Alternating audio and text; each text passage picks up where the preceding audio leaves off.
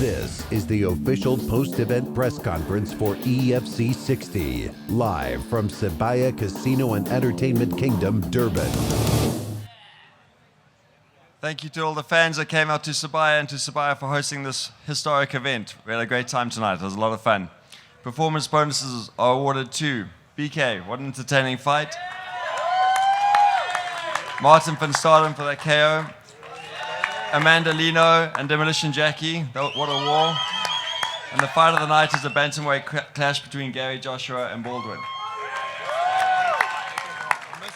My first question is for Amanda Lino. Amanda, let's talk about the pressure. It was making history. We talk about coming back to Durban, the home of African MMA. You look so cool and calm and collected, but did you feel the pressure? Was it a tough one for you? To be honest, I was saying backstage to my team that it's probably the calmest I've ever felt in a fight. I actually turned around and I said to my coach Rodney, I was like, I think something's wrong with me. I'm too calm. But I felt really, really good, and I think I owe that to my team. You know, they put in the hard hours with me and the hard work, and it paid off tonight. So yeah. All right, I have a question for Leon Mainhart. You and Martin went to war for the third time. That being said, this is your fourth loss in a row, third finish in a row. How are you feeling right now? Are you thinking, have you had time to digest it and let it sit? What are you thinking right now? Obviously, are you going to keep on fighting? What's next for the Iron Lion? I think everybody wants to know. Thank you very much, Chase. I definitely will keep fighting. I feel that I'm not done yet. It's like you win and you lose. Sometimes you have a bad run, sometimes you have a good run. So I feel that I can still get better. I just need to refocus myself a bit and get my life sorted out, and I'll be back in the cage. You guys will see me again. Thanks, man. This next question is for Martin van Staden. Martin, you look amazing at the lightweight. You've done everything there is in the sport. One thing eluded you was the championship belt. Is that not on your mind at the end of the day? You want to just capture that belt? Yeah, the goal is to always get a belt. At the moment, I'm just enjoying the journey and just enjoying this new division. And you know, this was my 31st fight, and I don't know whether I get a title, whether I don't get a title. Doesn't matter. I just want to fight and fight good guys and just keep learning and progressing in my career. I've been in this game now going on 10 years, which is still young. I just want to keep learning and get better. Hi, my question's for Amanda. Amanda, compared to the way you fought in the past, you used to be like a bat out of hell. You seemed a lot more sort of restrained, calculated. Is that the new Amanda, or was this your tactic for this fight? Yeah, you know, like I said previously, I worked really hard during my camp, so I think that showed tonight that I've evolved as a fighter, and as opposed to just coming out, you know, swinging, you know, I'm a little bit more composed, and you know, it showed tonight from who I was to who I am now, and that just you know, goes back to the camp I'm with and the training that I've been putting in. So I definitely say I'm a different fighter all around. And, you know, now that you've seen a little bit of my ground game, first submission, which I'm pretty stoked about. So, yeah, there's definitely more to me than just coming in and throwing punches.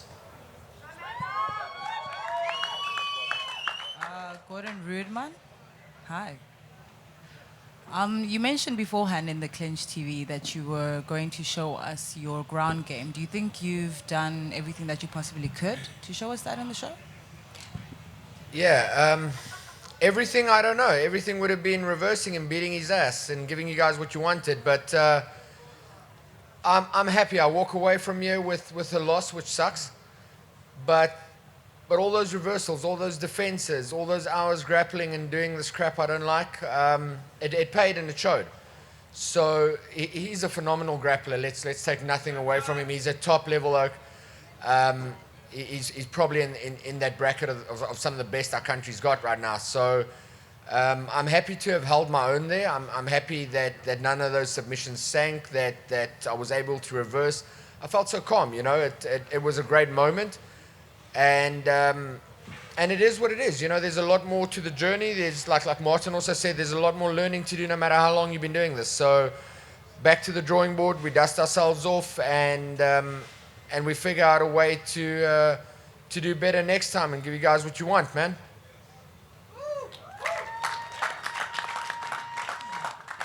Right, my question's for Cameron. From the sideline, I didn't catch all of it, but there was talk about coaching, and is this a retirement, or what does that mean? No, this isn't a retirement. It's just a break for a little while. Focus on the coaching, get that up and running. I'm a bit too young to retire at 24. No, there's still some fights left, but just not right now. I need to focus on the coaching a bit, get that started and going, and then obviously I'll make a return. This question's for Little Giant Bokang Masanyani. BK, what do you want out of this career? You're such an entertaining fighter. Surely you're going to be a champion in the future. Is that what you want? Yes, obviously for me, in the future is to be a champion. It's only my third fight professional. I want to get as much experience as I can before I aim for the title. But while I'm still young, I want to get as much fights as I can. Yeah. Okay, I got two questions. First for BK, before I go to Abdul, is there a name for that kick that you threw? Because there's a lot of spinning going on. I called it a corkscrew. I think a corkscrew Tekken kick is what you called that. Is there a name for that, BK? I don't even know the name for it. I just do it. Little giant kick. Very entertaining. Awesome. Abdul Hassan, facing a guy like BK, he's an up-and-comer, and he just continues to get better. You've been in there with some of the best that's ever walked through the EFC. Where does he stack up with some of the better fighters that have come through the company? Yeah, like you said, I've been in EFC for quite a while. There's a lot of athletes out here. Some of them kind of make a name for themselves and win a few fights, and they get one loss, and you never see them or hear of them again. And then there's athletes like BK. I mean, the first time I saw him perform in EFC, I looked at him and I walked up to him immediately afterwards and I tapped him on the shoulder and I said, "Dude, you have a gas tank from hell. And I want that." So I went to Graham and said, "I got to fight this guy." Because I thought he was amazing. He's an amazing wrestler. He just did not stop. He just kept on going and going. And if I see someone like that, it means he's going to keep me up at night. I'm not going to sleep. I just wanted that. And tonight I got it. I really had fun. He's an excellent opponent. I think he's got a bright future in this organization. This next question is for the Scorpion, Marino Kuntundana. Marino, talk about an impressive comeback. Congratulations on your win tonight. Just talk us through what's it like going through your mind right now and the type of fights that entices you in the future. Oh, okay. Thank you very much. It was actually a good fight, because I took this fight at bantamweight because I know Martin is a small bantamweight. He's literally a flyweight that's fighting at bantamweight. So I knew that I was going to have advantage on speed and mobility. So I thought, yeah, let me take this fight. Jackie Trussier, an excellent and outstanding fight you've come forward into this match. I'd like to find out, with a brutal beginning such as your guys' little ramble over there, what was your game plan going into this fight, and what can we expect from you in the future? Well, my game plan was to go in hard and give it my all. And for the future, you can expect me to go harder, basically.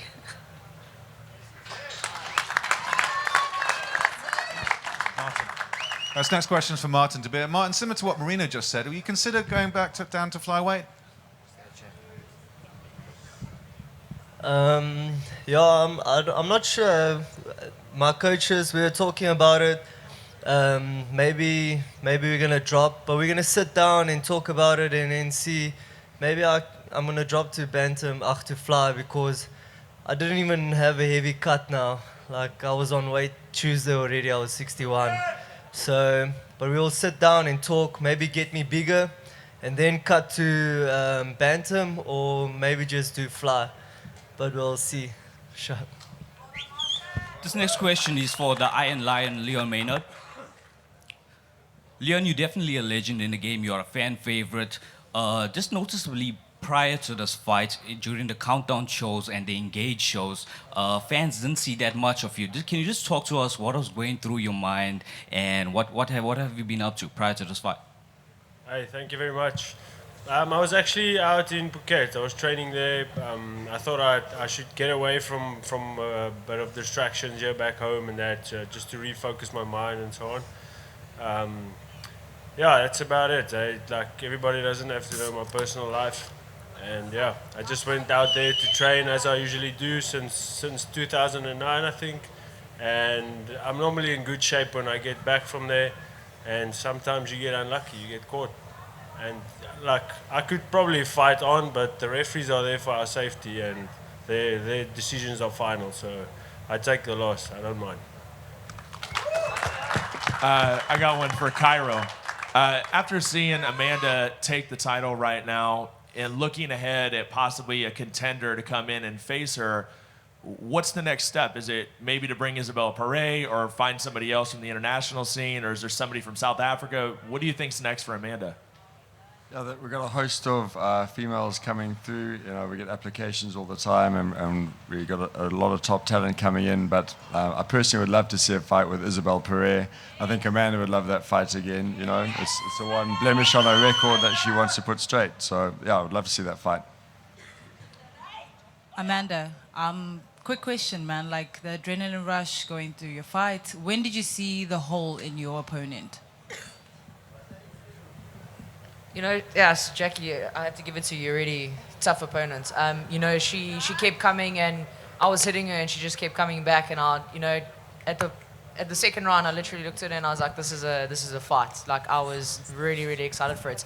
When I was on the ground, you know, I was battling to get in those elbows and get the ground shots. When I saw that arm sticking out, I was just like, you know, this is my opportunity. And I've been wanting to get a submission for a long time, so I took the submission and went for it. She held on for quite a long time. Congrats to her. But at the end, you know, got my hand risen. Next question's for Jackie Chasir. Jackie, you've won a lot of fans, not just tonight in your performance, but throughout the Fight Week, particularly the Engage series. What was it like for you? What did you gain from this week? It was a busy week. I'm definitely not used to like all the publicity and everything, but it's actually quite nice having like people watching you. And sorry, my voice is going away. Yeah. Sorry, I don't know what to say. This next question is for Durban's Hollywood Abdul Hassan. Abdul, great performance tonight. Unfortunately, the result didn't go your way, but you are a veteran in this game, and tonight you just seem to be having a lot of fun in there. It wasn't so much about the W, but you just expressed that you had much fun. The respect you and BK showed was tremendous. Can you talk us through what this night meant for you? You know, I've been doing martial arts since I was 8 years old. I've been competing since I was 8 years old. You know, when I spoke to BK and he said, oh, you know, throughout the fight you were talking to the ref, you were talking to your corner. It's just, you know, it's experience, you know. It's what I've done. It's all I know is to compete. It's what I do. I see someone that I think's amazing and I want to beat him. You know, unfortunately it didn't go my way today. Like I said, he's an amazing athlete. I think he's going to be a champion one day. But yeah, that's just it, man.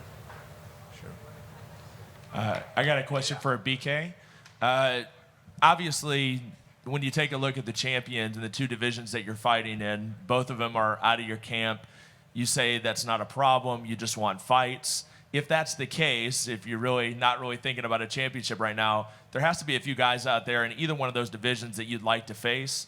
Who's some names that are kind of going through your head that you would like to make happen inside the hexagon? For me, it's no names in particular. All I want to do is fight, get in there. I enjoy myself. I'm happy. I just want to get in there and fight.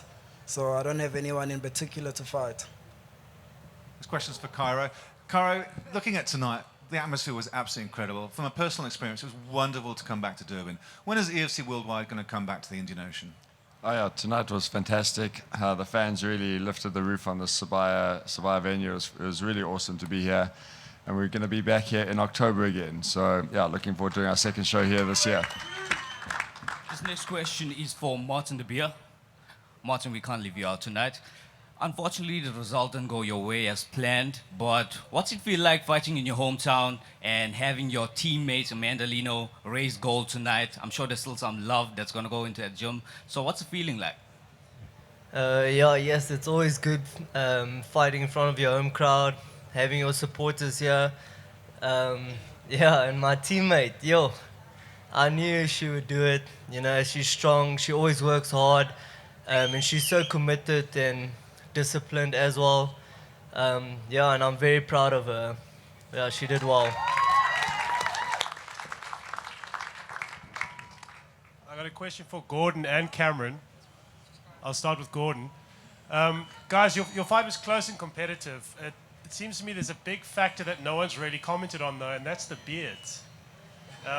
Gordon, you've been cultivating that beard for a while, but it's just not as big as Cameron's. Do you think that was what tipped the scales? Thing is, you can't see through mine, can you? Cameron, what's your response? Yeah, he kind of got me on that one. I really don't have anything to say to that. You've got the length, but not the volume. Yeah, pretty much. Next question is for the President, Cairo Howard. Cairo, we can look forward to EFC 61, the heavyweight clash. What's the rest of the organization's plans for this year going forward? Oh man, we've got a host of huge fights. EFC 61, the heavyweights, plus the light heavyweight title fight. Then we've got 62 is Dricus du Plessis and Yannick Bahari. I mean, that's gonna be crazy. And we've got a host of big fights coming up after that. We're gonna be bouncing around. We're finishing off the year in Pretoria for the first time, so I've never been there. So it's gonna be a big one to finish off with. I'd also just like to give one shout out to Vencel Nel. He's a legend in South African mixed martial arts. He was the first EFC champion, and he's going to be immigrating soon. And we'd just like to say thank you for everything he's done for the sport. And that's all for tonight, guys. Thanks so much. We'll see you at EFC 61 at Sun City on the 8th of July. Ciao.